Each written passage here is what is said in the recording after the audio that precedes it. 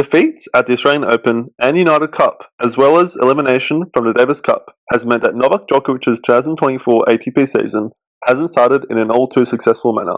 But how will he bounce back? He's the greatest player of all time, so he's bound to do so.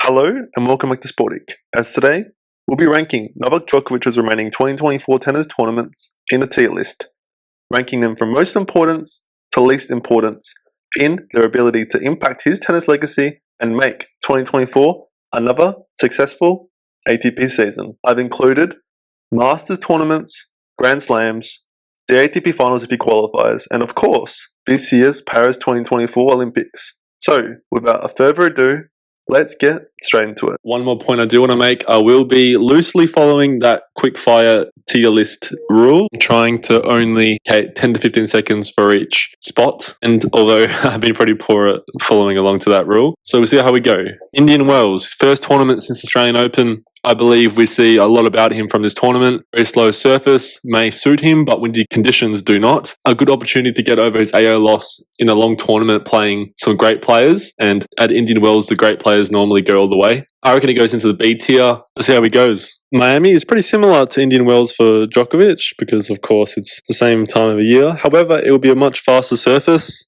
It also might be a sunshine double for Djokovic. You never know. And if he was to do that, he would get the all-time record in both Indian Wells and Miami Masters titles. He probably ranks in the B tier, a bit below the Indian Wells. It's a bit less prestigious. It's a faster surface, so it might act a bit similar to the Australian Open, show himself out in front of a big crowd. So another tournament I'm looking forward to watching. As we get deeper into the calendar, I will be glossing over some tournaments because, it's hard to predict what's going to happen a few months from now. But Monte-Carlo is probably still reasonably fair to judge. It'll be a tournament I do believe he will focus on. Even though he might be tired from playing the Sunshine Double, if he does do so, it's a tournament he'll be looking to win because if he does win it, he will have won a career triple slam Masters. He would have won every slam and Masters tournament 3 times, which is outrageous. So watch out for him to finally play well after a few years of playing pretty poorly at Monaco. In my opinion, it might be the most important Masters and it has to go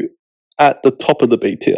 Alright, Madrid is an interesting one because you wouldn't expect him to play given the altitude and the lack of resemblance to Roland Garros. However, he will be there for the Laureus Awards and assuming he wins, he might be like, you know what, let's just play.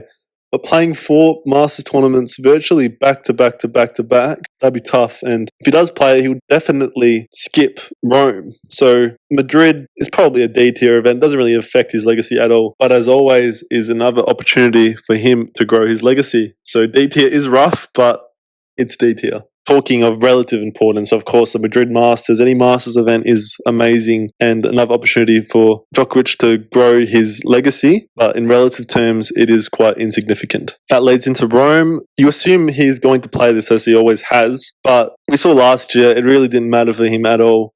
Probably does mean a bit more than Madrid if he was to play. I'm struggling to give a reason to put it anywhere other than the D tier, but I think it does go into C tier just because of his history at the tournament. So C tier for Rome. Now we have the first slam since the Australian Open and the first time to truly show that he's back at the slams. I'm conflicted. I would normally put a Grand Slam at S tier, but I don't want to steal my own thunder and talk about future tournaments. I'm not going to put it at S tier. It's an A tier event. And that's hard to say because if he does win, he'll have the quadruple career slam, which is amazing and unheard of. But there are more important tournaments at stake for Djokovic. And of course, it's amazing if he can win every single tournament, every single slam. But if he was to lose one, it wouldn't hurt all too much if it were to be Roland Garros. That being said, it does suit him the best out of most players, maybe bar Carlos Alcaraz. And he does have the experience which players lack at Roland Garros. I'm not putting it in the S tier because of Wimbledon. Wimbledon is the tournament Djokovic is targeting this year. The Grand Slam is targeting this year. He regrets losing last year. It did hurt him. It hurt him probably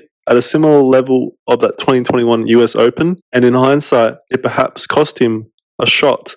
Not a shot, rather. It cost him the calendar Grand Slam. He wants revenge on Carlos Alcaraz, and the only place he can truly do it is at Wimbledon. So, in the S tier goes SW19. The Olympic Games, Paris 2024, joins Wimbledon in the S tier.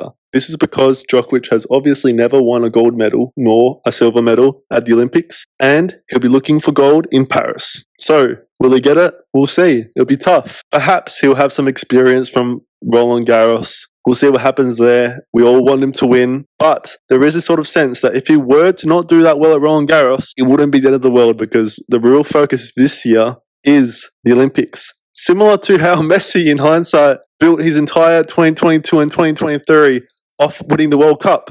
If Djokovic wins the Olympics, it'll be a bit of a world tour of him and his gold medal. And any tournaments post this tournament, the Olympics, in my opinion, will be tough to build motivation for. So watch out for that. But I would love to see him lose motivation.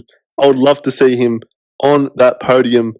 But in my opinion, although it is S tier, we need, as Djokovic fans, to slow down this whole hype about Wimbledon, which I'm failing to do so, obviously, because it's not the end-all be-all. And perhaps I'm wrong. Perhaps French Open, Roland Garros is more important than the Olympics at Roland Garros. This is where I can get a bit fast, because we're talking about tournaments which are a long way away. The Montreal Open, I believe, this year. I doubt he plays that. He's not playing, let's be honest. A lot of players will be playing it. Sorry, Canada, your government's not letting him play. Just kidding, it's not the government. Cincinnati, he will play this, I reckon, unless he does win the Olympics, because he had such a great time last year. But he does put his body through the ringer here, and he gets pretty tired if it was like last season. So we'll see. Going back to Montreal, that's D tier at the very bottom. Cincinnati, bottom of C tier if he plays. If he doesn't, it's D, but whatever. US Open, great tournament. It's a slam. He's defending his title. It's probably a little less important than Roland Garros, but it's also its own thing. It's not connected at all to the rest of the tournaments. It's in its own spot in the calendar. It has to be A tier, but I would put it a bit less than Roland Garros. Remember, he could still get up to 27 slams altogether in this 2024 season. A lot left to play for in 2024 for Novak. Shanghai, I would expect him to play this. He's going to be a pretty grueling calendar for Djokovic if he stays fit this season. Of course, it's up to him if he wants to play. But he was a bit remorseful for not playing in China last year. I would expect him to play if he was fit. But if that was the case, he might not play Paris. Therefore, I would put Shanghai at the bottom of C tier, and I would put Paris in the D tier this time, just because he's won it so many times. Not a lot more to gain there. To be honest, none of his tournaments even impact his legacy, but they're also a bit more important than Montreal or Madrid. That's debatable as well. That being said, let's get into Nido ATP Finals, which is firmly at the top of the B tier. Having won the last 2 years, he now owns the record all-time outright of most ATP Finals wins. And in Turin, he seems to love it there. Good conditions, ball moves pretty fast. He sort of changes how he plays indoors. It's his best surface, to be honest, in recent times and throughout his career to some extent. Most important tournament besides the Grand Slams. In this case, this year, it's not. The Olympics are a bit more important, but he'll be looking to end his season off pretty well, and you never know, he might be a battle for year number 1 by that time of year. We're all hoping Djokovic plays well, and we never know what's going to happen. Perhaps he doesn't even qualify for ATP Finals, but given his history, we always have to assume the best for Djokovic and assume he qualifies in Turin at the end of the year. So that's it. Sportic's guide and analysis of Djokovic's tournaments he can best target to make 2024 a success. What do you guys think? I believe it's a fair tier. I'm not going to adjust it because it's quite subjective, and we'll see how it goes. Perhaps I'm wrong. Perhaps Roland Garros deserves to be in the S. Perhaps US Open deserves to be in the S tier. But the S tier is supposed to be quite exclusive, and you can argue that the Roland Garros and US Open titles are not on the same level as Wimbledon and the Olympics. But please let me know in the comments down below where you do rank those 2 Grand Slams as well as all the other tournaments in this list. It's bye for now from Sportic.